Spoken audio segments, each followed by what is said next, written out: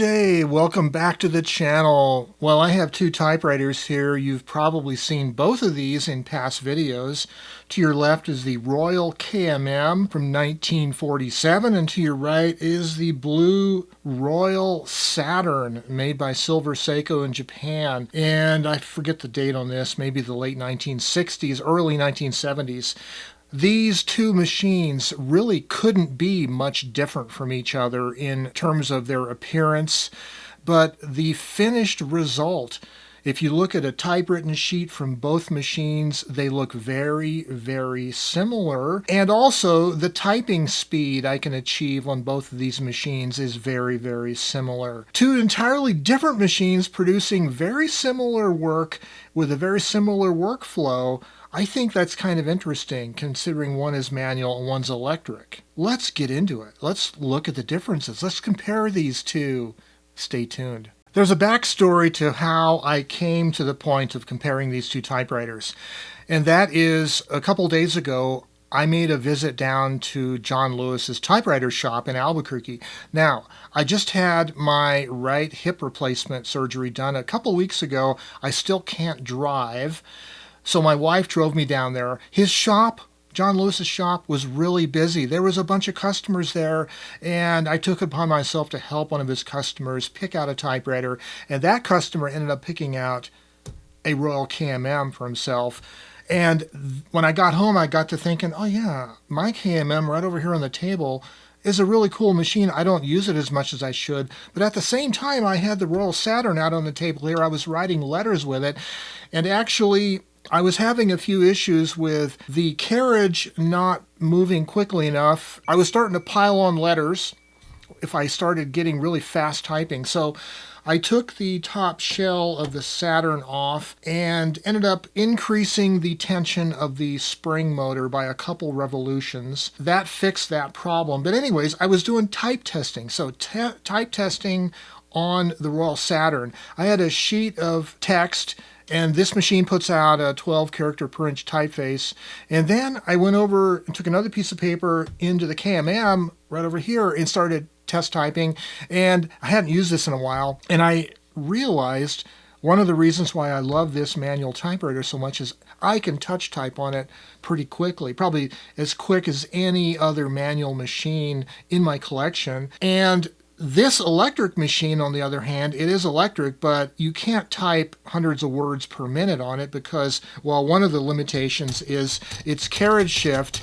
And if you're typing the start of a new sentence, the first letter or the first word is capitalized. And if you release the shift and type the second character of that word in lowercase, you could very well mistype that character as the carriage is still dropping because it's driven by gravity.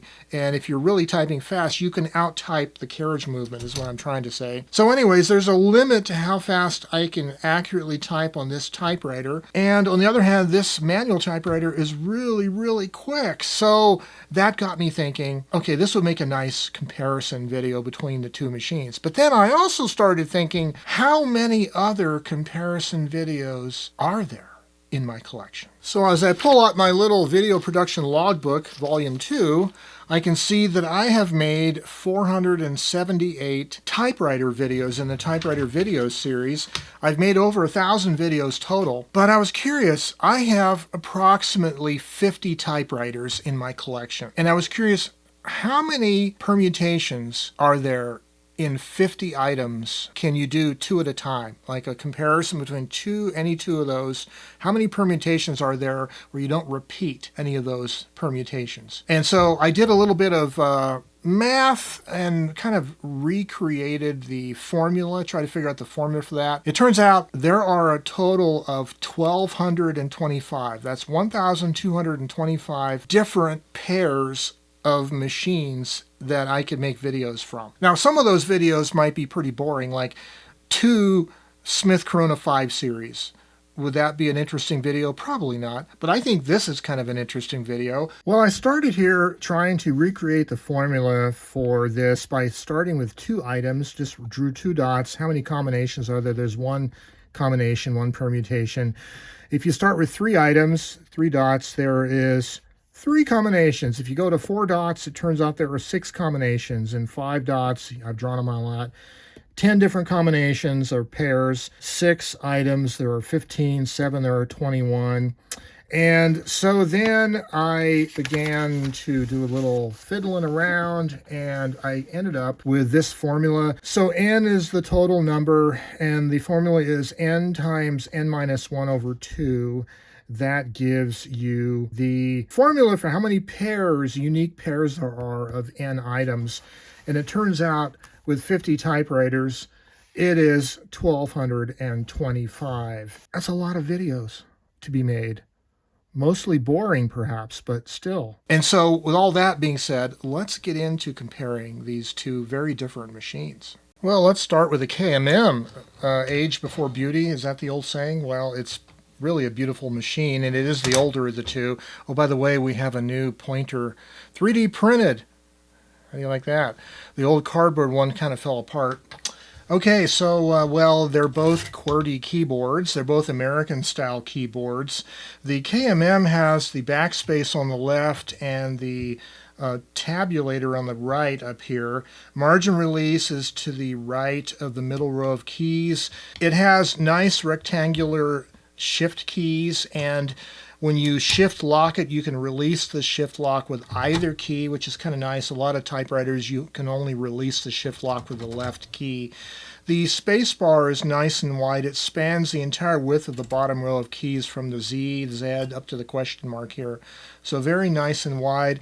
And then being a Royal standard typewriter, it has some unique Royal controls. As we look at the controls on the left side of the front of the machine, there's a tab clear here, and then this is a manual ribbon reverse switch. You can reverse the ribbon manually, and you can also tell if the ribbon has reversed as you're typing. You should be able to see this move. And then this right here releases the ribbon drive. If you push and hold it like this, now you can wind on the ribbon manually by hand. If you're at the point where you need to replace the ribbon, you need to wind all of the ribbon onto one of the spools. This is how you can do it. There's a little finger hole on these Royal spools that you can use to conveniently do that. On the other side is the bichrome setting where you have your tab set here. Bichrome, the middle position is the top of the ribbon. The bottom of the ribbon is the red position to the left. And then what I like about it is they have put an interlock here, keeping you from going into the stencil position unless you push this first. So that's how you get to the stencil position. You have to purposely hold this to the left. And this is a nice little interlock because you can imagine if you were a highly skilled secretary who was busy transcribing a sheet of dictation onto the typewriter, and if you happen to bump this otherwise, you might fill up an entire page with nothing. So it's nice that there is an interlock here keeping you from going to the stencil position until you really wanted to. So back here is the left-hand magic margin. So wherever the carriage is located, wherever the print position is, you pull this lever forward and that'll set your left margin to that position. This lever forward of that is the line spacing disconnect. So you flip it forward and you have an unratcheted line spacing. When you push it back, it returns to the same line spacing as before. This here is your left-hand carriage release button. Then you have your line spacing selector, and because this is an American machine, it's going to be whole line increments only, single, double, triple line spacing. This center button on the left-hand platen knob is the permanent disconnect for the line spacing. So an example of why you would use that is if you took a piece of paper out of the machine that was partially typed, you want to put it back in the machine and readjust the line spacing to match the previous type. You can do so with that button. And then I really like the shape of the carriage return lever on the Royals. I really like the way this is curved. You kind of do like a little karate chop kind of a thing with your left hand to return the carriage, very nicely located on the machine. So this is the paper guide. You have a scale here. You can move the scale for different widths of paper. I generally like to keep it right there though. The paper bale itself has a scale. There are 2 rollers. They're adjustable. And I should say that the spring tension on the paper bale is very, very heavy on this machine, almost too heavy, I'd say. So you can pull the paper bale forward with this lever, You can also flip it up in this position with this lever, and you can see the springs are quite heavy. On the right side, you have the right hand magic margin lever. Again, wherever the print position is set to, you pull this forward, the right margin will be set to that position. This is the feed roller release, the paper release lever here, the right hand carriage release button, and the right hand platen knob. And then if you flip this paper table forward, you can actually get to see the actual margin stops themselves, and you can see also the tabulator stops right there. On the right side of the panel of the machine is the touch adjustment, and it's set right now to the lowest position. You basically turn this knob in, and it will increase or decrease the touch with a little dial here. So besides the scale on the paper bill, there is a lower pair of scales. There's an upper one and a lower one. And the lower one is incremented in 5 character position increments in terms of the numbers themselves, and you should be able to see that number if the lighting was proper here. Get a flashlight, you can probably see that right there. So you pretty much have to have a good bright light on this machine to see those numbers as you're typing, because one of the things that Royal did is, this was actually a feature that they advertise in the owner's manual, is these 2 little covers right here. This was a ploy, a little feature they added to not distract the typist from seeing the moving type bars. They felt that this was a distraction to typing, and so they have these 2 little covers that kind of reduces the visibility of the moving type bars. And I don't really think that was an issue with typists, but this was a marketing thing that Royal employed. And at the printing position here in the middle, you have these 2 card guide levers. You can push them up into position. It'll help support a card. And then these 2 little push button levers can release the card guides so you don't obstruct the vision of the typing. I actually like sometimes having them there. It does help keep the paper a little bit flatter against the platen. Well, one thing I really like about the Royal KMM is the shift lock is nowhere near close to the A key. So as I type and I hit the A key, I have a tendency to roll my left pinky finger down. On most typewriters, the shift lock is closer to the A, and I end up bumping the shift lock, which can cause the capital A or the A key to be printed lower than it should be on the line. But I can really touch type nicely on this keyboard. I really think the KMM has a great keyboard for rapid typing for a manual typewriter. All right, let's stick some paper in here, shall we? And let's get to typing.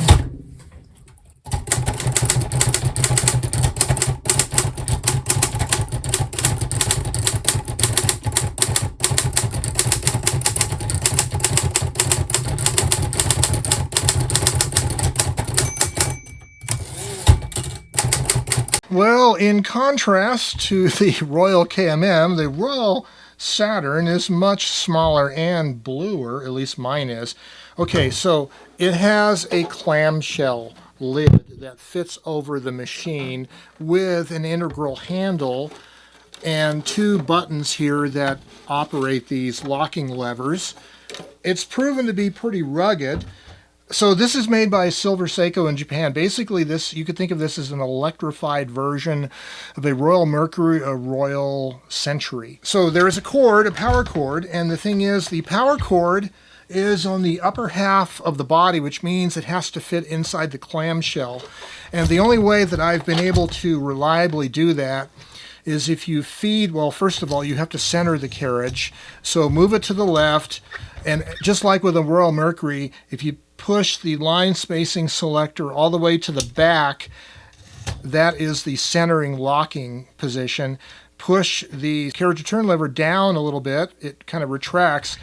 Okay, then you have to take the cord, put it underneath the carriage, wrap it around the right hand platen knob, around over on top of the opening for the ribbon, and then just kind of nestle the cord in this little crook above the keyboard. And then if you do that, you can hopefully successfully clip on the clamshell like that, and you can carry it around with you, and a nice portable typewriter, although the portability has a big asterisk next to it when you consider that you can't actually operate the machine without a source of electrical power.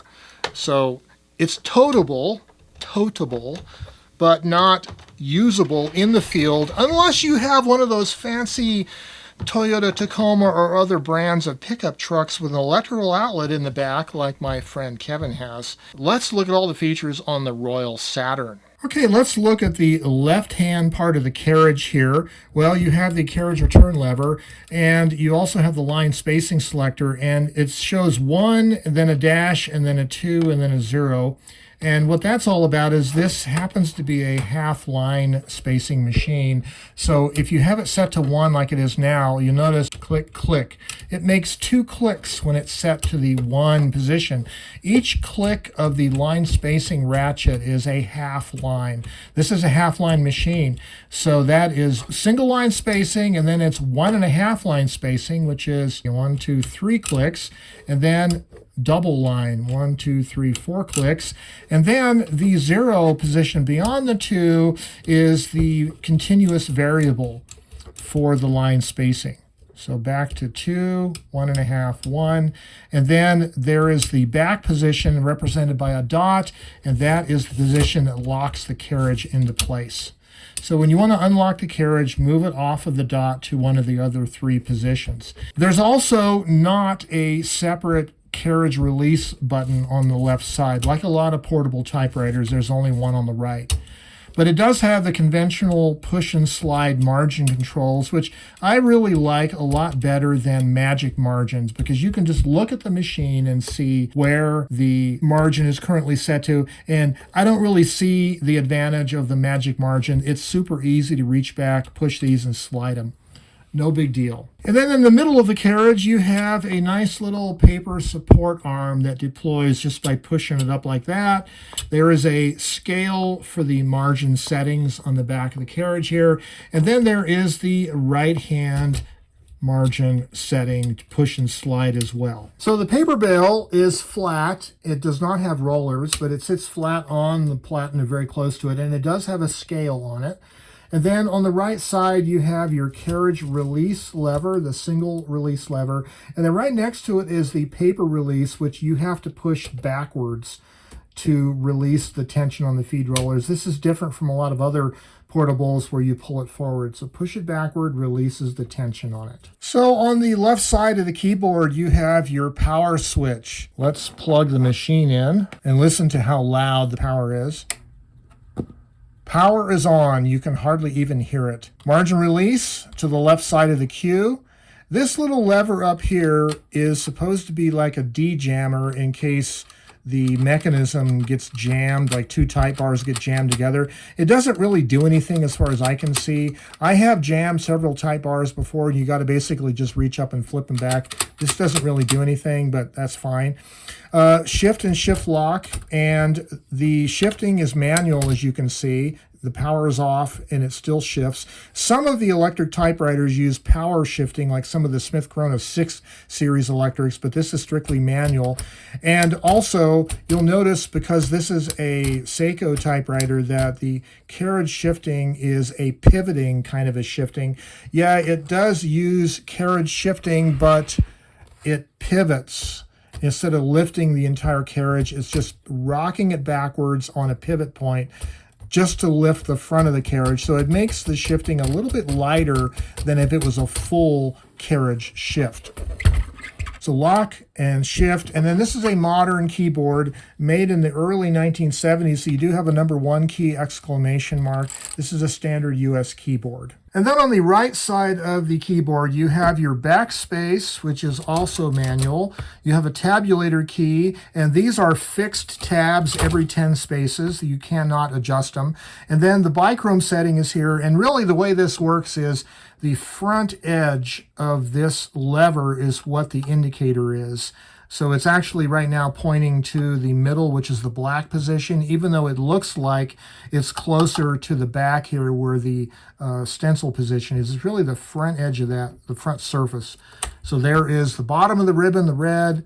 Middle position is the top edge or the black, and the back is the stencil position. Standard US keyboard with your standard fractions, and this is a nice feature here that they have moved, like a lot of electric typewriters, they move the apostrophe from a shifted 8 down to an unshifted character, unshifted key, which means that now when you're typing dialogue, like a lot of people talk with using contractions, you're writing fiction, there's dialogue, and the character wants to speak in contractions, you can put the apostrophes easily without having to shift first. I really like that feature of these more modern typewriters, rather than having to shift the 8 to get to the apostrophe. And what they've done here is the 8 is the asterisk key. Now the ribbon cover pulls off straight up. It has a set of metal posts. They fit into these grommets right here. And I should mention that one of the things about this machine is it uses a 9/16 inch ribbon. And I don't really know why, because the Royal Mercury, Royal Century manual versions both use half-inch ribbon. And I've actually used a half-inch ribbon in this before, and it works okay, although I think maybe the tops of the characters might get cut off if you're using the black position. So for a half-inch ribbon, I would use an all black and set the bichrome to the red position. So you're typing in the middle of the ribbon, but I don't know why they use 9/16. It's the same mechanism as the manual Royal Mercury. But anyways, so it uses these little back tension levers on both spools, and of course it has a little forked guide that the ribbon threads through, and it uses the standard eyelets for ribbon reversing. And there's no touch adjustment inside this machine because it's an electric machine. You wouldn't need one. And then to put the ribbon cover back on, just line up those two posts with the grommets and push it down, and you're covered. Well, with that being said, let's put some paper in this machine and let's get it going. I'm just going to use the same piece of paper that I used on the KMM, and let's just adjust the margin to somewhat match the KMMs. Turn the power on. Can you hear it? Pretty quiet. Okay.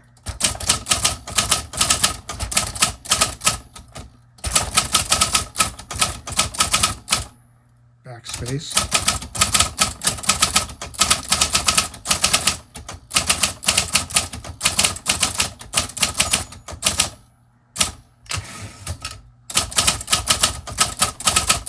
Well, this is both typing. So the top paragraph is the Royal KMM, the bottom one is the Royal Saturn, and they look very, very close to each other. If you saw a full page of text from either of these machines, you'd be hard-pressed to tell them apart, I think, which is really interesting considering how different both machines are. And yeah, I have a few characters here. The type slugs need to be cleaned on both of these machines. But anyways, it's very interesting how close they are. And yeah, I did get a little bit of piling on with the KMM. My electric Saturn doesn't do it in nearly as much now that I increased the tension of the spring motor recently. But they look so much alike considering how different the two machines are. Well, you know, I've been an advocate of electric typewriters for a long time. I think I'm unusual in that respect compared to most typewriter collectors, because I see the usefulness of being able to type very rapidly with very light pressure or force required, almost like using a computer keyboard. They really are a lot of fun. But what's interesting about this comparison here, these two machines are so much different from each other, size, weight, age, features in terms of electric versus manual. But I really got to say that the only difference I see as far as a writing tool is the KMM is heavier. You can certainly move the Saturn around a lot easier, but it still needs a power cord. It's chained to the facilities of a building, if you want to think of it in those terms, whereas the KMM is really chained because it doesn't have a carrying case and it's really heavy, probably 30-something pounds. So really the difference is portability, ease of moving it, but once it's in a location where you're going to be writing, I find that the typing experience on both machines is remarkably similar. I can type fast on the electric, not as fast as some other electrics though, because some of the limitations of this machine are built around the idea that it's manual carriage shift and not quite as quick as, let's say, a Smith Corona 6 Series electric, like an SCM Electra machine, for instance. I think as a writing tool, you might be liking the KMM better, to be honest with you. The KMM actually has a quieter impact noise of the type slug against the platen compared to this one, even though this one has a JJ Short platen covered, and I put some extra sound insulation foam inside the body of this blue one just to quiet it down, but it is a little louder to use even so than the KMM. These are great machines, and even though it's a manual typewriter, you can really type really quickly because the keyboard layout is made so nicely. The shift lock doesn't interfere with the A key. That's my little bug. So two entirely different machines, but I gotta say, I think the KMM wins out here. Even though this is a pretty blue, lightweight machine, gotta go with the big standard desktop one in this case. But what about you?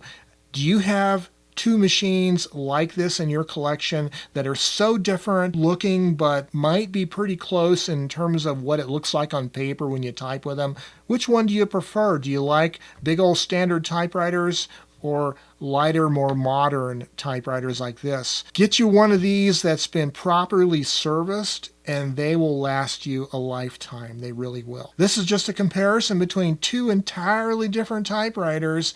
And yeah, we might have another 1,224 of these comparisons to go. Well, and anyways, this is all about creative writing. Choosing a tool to be creative with. Either one of these would do you fine. I think I tend toward the KMM though. And as always, I hope you stay creative, keep writing, and have yourselves a great day, and bye-bye for now.